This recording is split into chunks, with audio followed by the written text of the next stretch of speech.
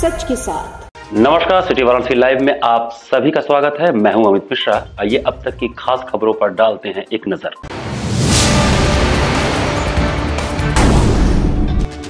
ज्ञानवापी प्रकरण में श्रृंगार गौरी केस की पौष्णिकता पर हुई सुनवाई, बुधवार को भी जारी रहेगी बहस। अपना दल कमेरावादी ने धरना देकर डॉक्टर सोनेलाल पटेल की हत्या की सीबीआई जांच कराने की उठाई आवाज। बीएचयू के कला संकाय स्थित राधाकृष्णन हॉल में लगी पुस्तक प्रदर्शनी।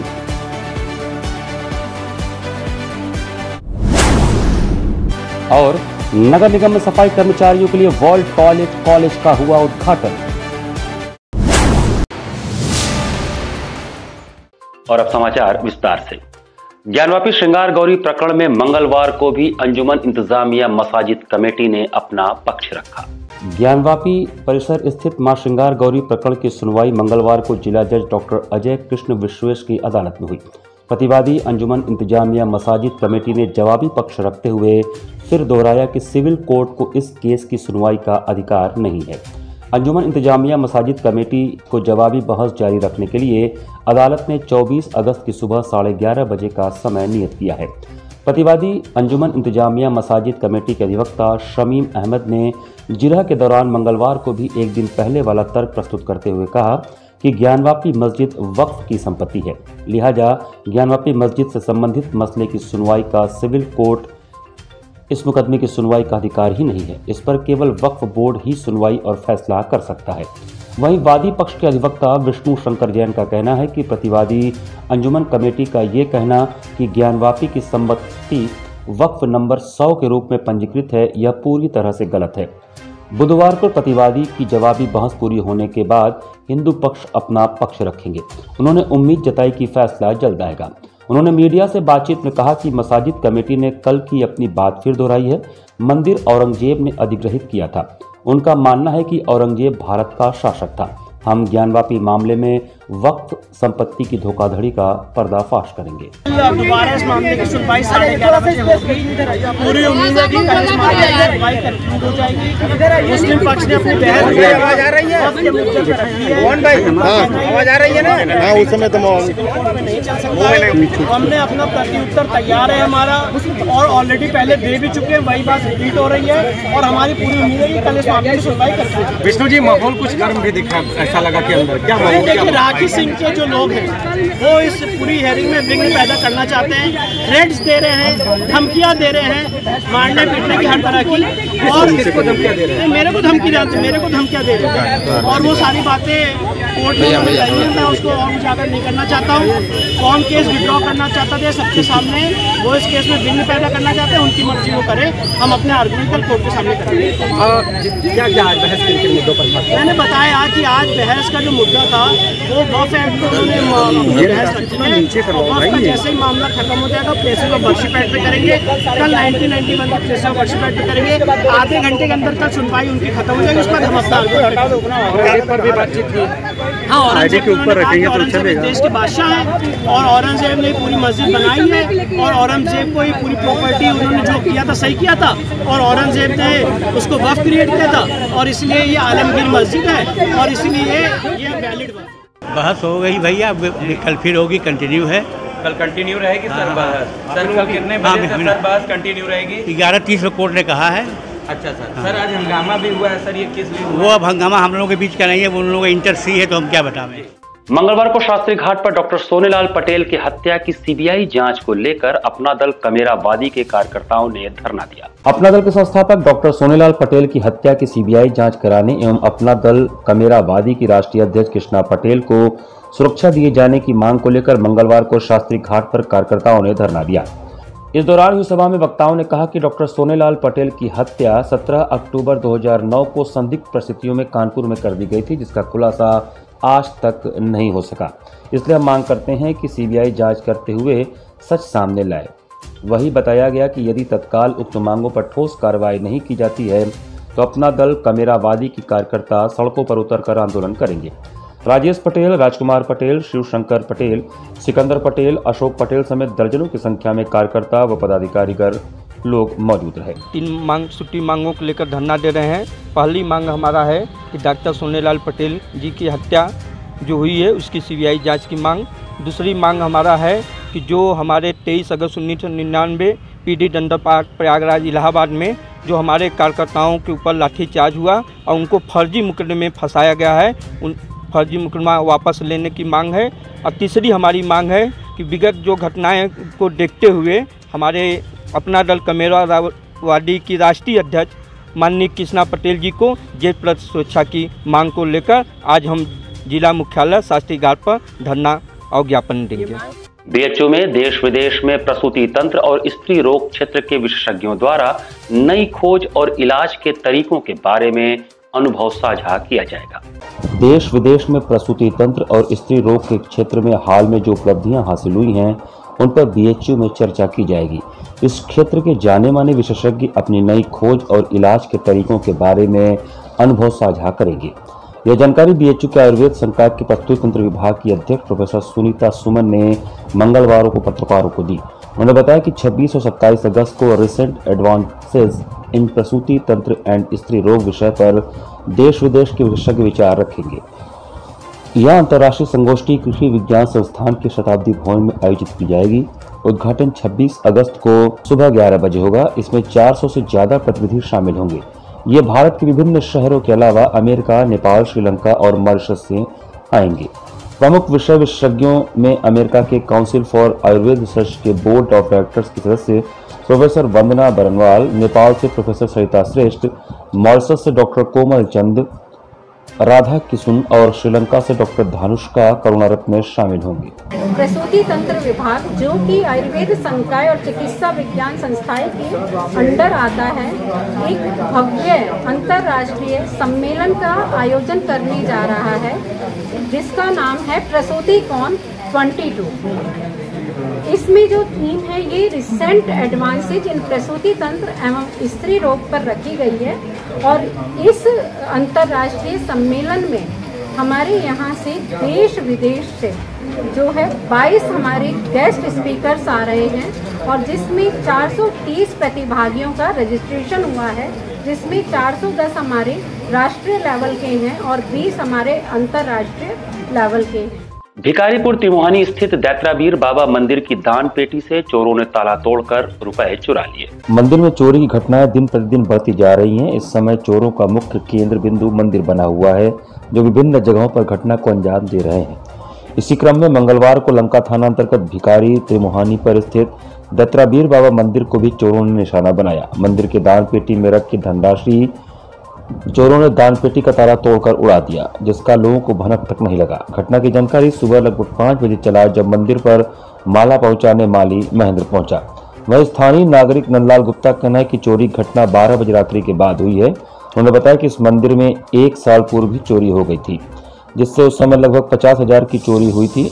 घटना की सूचना माली द्वारा लोगों को दिया गया। घटनास्थल पर पहुंचे मंदिर के संरक्षक अजय सिंह ने चोरी की सूचना सुंदरपुर चौकी पर दिया। इसके बाद मौके पर पहुंची पुलिस ने छानबीन प्रारंभ कर दिया। चोरी के संबंध में अजय सिंह और महेंद्र ने सुंदरपुर चौकी पर लिखित तहरीर दी है। मरवाड़ी और सुंदरपुर, मरवाड़ी का पिकेट लगता है, सुंदरपुर को चौकी मंदिर से 10 कदम पे दूर पे है। यहाँ चोरी हो जा रहा है, ये दुर्भाग्यपूर्ण विषय है। ये है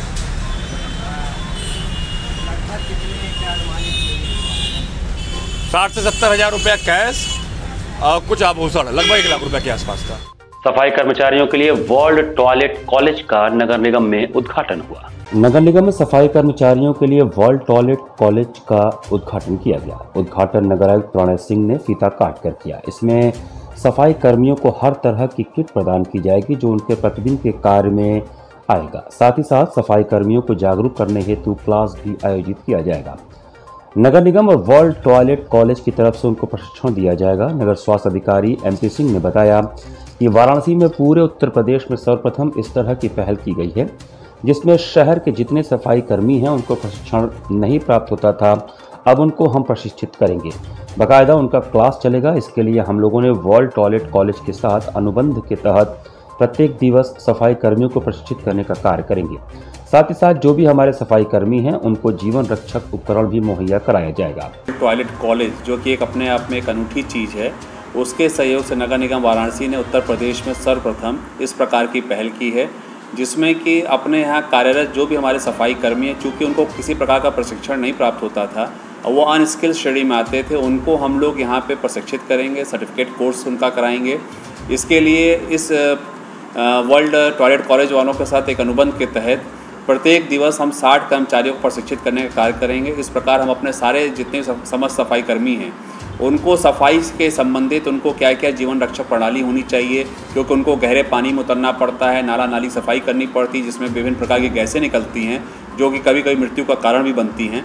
और कुछ ऐसे भी सामान होते हैं जो लोगों के द्वारा फेंक दिए जाते हैं, वो भी जैविक टाइप के होते हैं, जिससे कि उनके स्वास्थ्य पे बुरा असर पड़ता है। इसके दृष्टिगत नगर आयुक्त साहब के कुशल दिशा निर्देशन में आज उन्हीं के कर कमलों से उद्घाटन भी कराया है हम लोगों ने।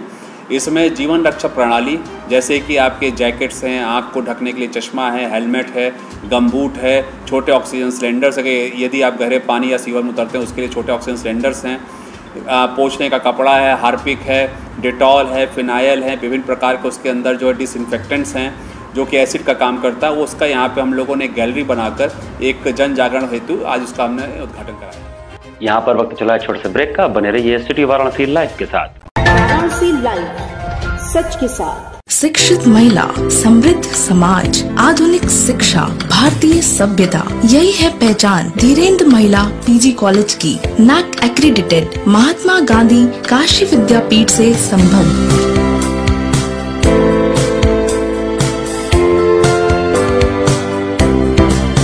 Admission open for BBA, BCA, BA, BCom, BSc, BFA, BMUS, BTC, DLED and B.Ed, BPEd, Bachelor of Library Science, BA, Mass Comm and MA, MCom and MFA. Wi-Fi equipped, rich library, state-of-the-art computer lab. Our 10 gold medalists and merit holders of the university, NCC, safe transportation. For more details, contact Dhirendra महिला PG college, Karmajitpur, Sundarpur, Varanasi. PMC hospital, habitat for humanity. Doctor Sanjay Chaurasia और doctor Shweta Chaurasia के दूरदर्शी सोच और सेवा भाव से PMC hospital की शुरुआत हुई। 2008 से PMC हॉस्पिटल ने लोगों को उत्कृष्ट चिकित्सा सुविधा प्रदान की है। PMC हॉस्पिटल बनारस में उपलब्ध सर्वोत्तम हॉस्पिटल में से एक है। प्रसूति एवं स्त्री रोग विभाग, पीडियाट्रिक्स एवं नियोनेट्रोलॉजी, जनरल एवं लेप्रोस्कोपिक सर्जरी, अस्थि एवं जोड़ रोग, यूरोलॉजी एवं गैस्ट्रोलॉजी, मनोरोग विभाग, फिजियोथेरेपी जैसी कई सुविधा उपलब्ध है। PMC हॉस्पिटल आपको डॉक्टर द्वारा नियमित OPD की सुविधा देता है। इसके साथ ही आधुनिक गहन चिकित्सा इकाई ICU, ICCU की सुविधा एक ही छत के नीचे आपको मिलती है। मैं doctor Sanjay Chaurasia, director PMC hospital Ravindrapuri, Varanasi. PMC hospital NABH accredited एवं ISO तथा QCI द्वारा मान्यता प्राप्त 50 bed super multi speciality hospital है। पिछले 10 वर्षों से निर्धन परिवारों के लिए एक विशेष OPD की सुविधाएं प्रदान की गई हैं, जिसके माध्यम से स्त्री रोग विभाग एवं बाल रोग विभाग में 1 लाख से अधिक लाभार्थियों को OPD की निःशुल्क सेवाएं प्रदान की गई हैं। हमारा उद्देश्य है कि कम खर्च में उत्कृष्ट स्वास्थ्य सेवाएं आम जनमानस को सर्वसुलभ कराएं। PMC hospital, habitat for humanity, Ravindrapuri extension behind Durga Kund, Varanasi. Helpline number 0542231015 और कॉल 8808960005। कोरोना वायरस ने देश में एक बार फिर से रफ्तार पकड़ ली है। ऐसे में जरूरी है कि सभी लोग पूरी एहतियात बरतें। घर से बाहर निकलते समय मास्क का सदैव प्रयोग करें। समय समय पर हाथों को सैनिटाइजर से सैनिटाइज करें। ज्यादा भीड़ भाड़ वाली जगहों में जाने से बचें। 2 गज की दूरी का पालन करें। स्वस्थ रहें, सुरक्षित रहें। जनहित में जारी वाराणसी लाइव। वाराणसी लाइव, सच के साथ। ब्रेक के बाद आपका स्वागत है। BHU के कला संकाय में लगे पुस्तक प्रदर्शनी में पहली बार आई किताब राम कथा काफी चर्चा में है। BHU कला संकाय स्थित राधा कृष्णन हॉल की पुस्तक प्रदर्शनी में पहली बार आई किताब राम कथा का काफी चर्चा है। हाल ही में मुख्यमंत्री योगी आदित्यनाथ समेत कई राज्यों के मुख्यमंत्रियों ने इस किताब की चर्चा की है। 4 भाग में प्रकाशित यह किताब श्री राम से जुड़े कई रहस्यों का पर्दाफाश करती है। अलग अलग राज्यों में राम के भी कई स्वरूप हैं। जम्मू से लेकर त्रिपुरा, छत्तीसगढ़ के अरण्यक से लेकर दक्षिण के किष्किंधा तक और चित्रकूट से लेकर मिथिला तक में राम की प्रचलित कहानियों की जानकारियां होती हैं। वाणी प्रकाशन के मैनेजिंग डायरेक्टर अरुण माहेश्वरी के अनुसार किताब को तैयार करने में कुल 10 साल लग गए। इसमें 300 से ज्यादा विद्वानों और लेखकों की बातें कही गई हैं। इस किताब को भारत की कुल 20 भाषाओं में प्रकाशित किया गया है। ये पुस्तक जब लाई तो इसमें कल से हमारी एग्जीबिशन चालू हुई प्रदर्शनी, और भारतीय भाषाओं पे राम पे इस पे इतने लोगों ने इससे चर्चा की। इसके हमारे 2 सेट कल बिके भी, जो पाठक इंडिविजुअल ले गए, कोई लाइब्रेरी नहीं गई, कोई संस्था में गया। उन्होंने कहा क्या है, हमने कहा इसमें हर स्टेट के राम को किस दृष्टि से वहाँ देखते हैं, चाहे वो तमिलनाडु हो या आंध्रा हो या छत्तीसगढ़ हो या महाराष्ट्र हो या यूपी में, तो वहाँ का उल्लेख है जो किया गया है, वो उल्लेख इन चारों किताबों के सेट में दिया गया है कि वहाँ पे किस दृष्टि से राम को देखते हैं। नगर निगम कार्यालय सिगरा में संभव जनसुनवाई कार्यक्रम के तहत 19 लोग अपनी समस्याएं लेकर पहुंचे। वाराणसी में सिगरा नगर निगम कार्यालय में संभव जनसुनवाई कार्यक्रम के तहत नगर निगम कार्यालय में नगर आयुक्त प्रणय सिंह ने जनसुनवाई किया। इस जनसुनवाई के तहत 19 लोग अपनी समस्याओं को लेकर पहुंचे। इसमें कूड़े की किसी प्रकार की समस्या शामिल नहीं थी और जो समस्याएं आईं उनके लिए विभागीय अधिकारी को निर्देश दे दिया गया कि उसे जल्द से जल्द निस्तारित किया जाए। वहीं नगर आयुक्त प्रणय सिंह ने कहा कि हम जनसुनवाई के माध्यम से समस्याओं को सुनकर उसका निस्तारण जल्द से जल्द कराने का प्रयास करते हैं ताकि आम जनमानस को किसी प्रकार की समस्या का सामना न करना पड़े। आज 19 प्रकरण आए थे, मेजोरिटी उसमें सीवर से संबंधित थे और कुछ जोन पे नामांतरण के संबंधित थे। तो क्योंकि यहाँ जोनल और जीएम जलकल खुद बैठे थे, तो मुझे लगता है हमने इनको निर्देश दिए कि 48 घंटों में जो ये है कि जो सीवर वगैरह संबंधी ओवरफ्लो वाले करा दी जाए और जोनल अपना जो नामांतरण संबंधी उस प्रक्रिया को आगे बढ़ाएं और अपने उसको बुला के उनको जो भी आपत्ति है उसको सुन लिया। काशी कोतवाल बाबा काल भैरव का 108वां वार्षिक हरियाली श्रृंगार किया गया। काशी कोतवाल बाबा काल भैरव का 108वां वार्षिक हरियाली श्रृंगार महोत्सव सोमवार को हुआ। बाबा के स्वर्णमयी स्वरूप का श्रृंगार किया गया। कलाकारों ने बाबा के श्री चरणों में भजनांजलि अर्पित की। बाबा के स्वर्णमयी स्वरूप की झांकी के दर्शन के लिए श्रद्धालु उमड़ पड़े। कालभैरव बाबा का दरबार सुगंधित रंग बिरंगे फूलों से महमह हो रहा था। मंदिर जाने वाले सभी मार्गों को दुल्हन की तरह सजाया गया। दर्शन करने पहुंचे श्रद्धालुओं को हलवा और चना का प्रसाद मिला। रात्रि 12 बजे बाबा की महाआरती के साथ महोत्सव को विश्राम दिया गया। इससे पूर्व महोत्सव का शुभारंभ संयोजक पंडित राजेश मिश्र के आचार्यत्व में बाबा के पंचामृत अभिषेक से हुआ। प्रधान पुजारी पंडित विश्वनाथ महाराज ने सिंदूर अर्पण कर नवीन वस्त्र और मुखौटा धारण कराया। सुगंधित फूलों और आभूषणों से स्वर्णमयी स्वरूप की झांकी सजाई गई। श्रृंगार के बाद हलवा, घुगनी और कई प्रकार के फल तथा पकवानों का भोग लगाया गया। आरती की गई। दोपहर में विशेष आरती के बाद बाबा के श्रृंगार का दर्शन शुरू हुआ। सायंकाल 11 ब्राह्मणों ने बसंत पूजा कराई। इस दौरान मंत्रोच्चार की गूंज से मंदिर परिसर में उपस्थित भक्तों ने विशेष ऊर्जा की अनुभूति की। सायंकाल स्थानीय कलाकारों ने भजनों की धारा प्रवाहित की। पिछले 108 वर्षों से यह कार्यक्रम संपादित किया जा रहा है। इस बार 108 वर्ष पूरा हो रहा है इस कार्यक्रम का। आज भैरव जी अपने राजसी स्वरूप में विराजमान है, जिसका कि आज सबको वरदान देंगे एक राजा के रूप में। ये स्वरूप बाबा का विभिन्न हरियाली वर्षों पर हर वर्ष किया जाता है, अनेक रूप धारण कराए जाते हैं बाबा। मंगलवार को इनर व्हील क्लब द्वारा हरियाली तीज कार्यक्रम का आयोजन किया गया। इनर व्हील क्लब द्वारा मंगलवार को बनारस के भेलुपुर स्थित डायमंड होटल में हरियाली तीज पर कार्यक्रम का आयोजन किया गया। क्लब द्वारा गरीब महिलाओं को तीज का सामान भेंट किया गया और वो अपने घर पर अच्छे से तीज मना सकें, उसके लिए भी क्लब की महिलाओं ने मदद किया। जो है हम लोग सब एक माने उत्साह के साथ मनाते हैं, तो हम लोग का एक उद्देश्य ये भी रहा है कि जो गरीब तबके की जो महिलाएं हैं उनको वो भी खूब इसको उत्साह के साथ इस त्यौहार को मनाएं।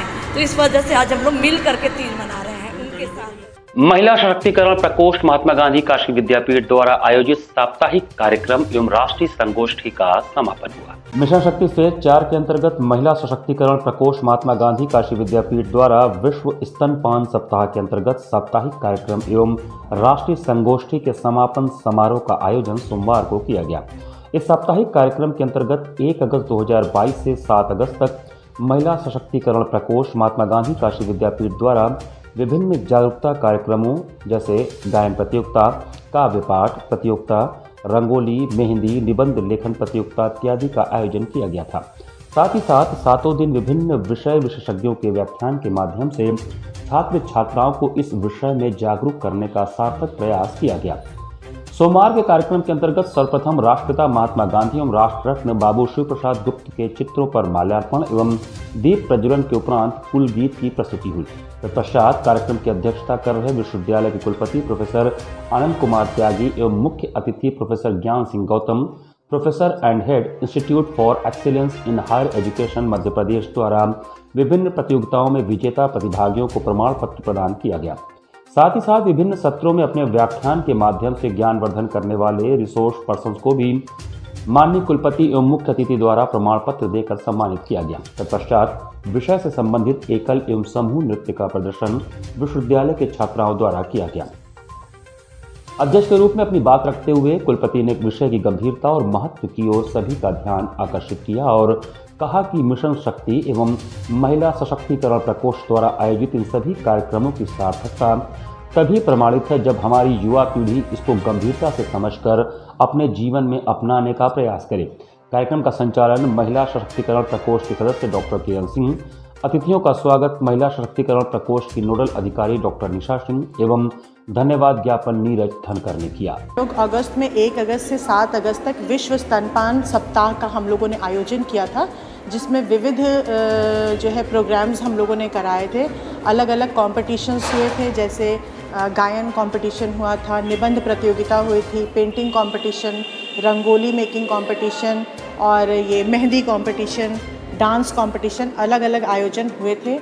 और अलग अलग जो रिसोर्स पर्सन जो है आकर के उन्होंने यहाँ बच्चों को लेक्चर्स दिए थे।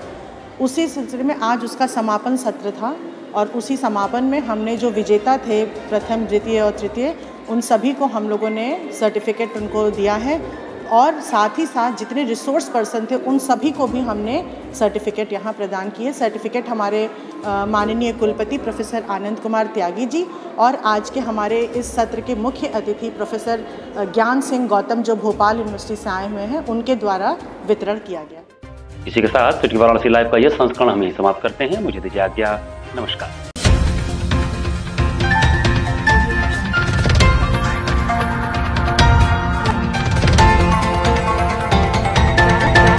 लाइव सच के साथ।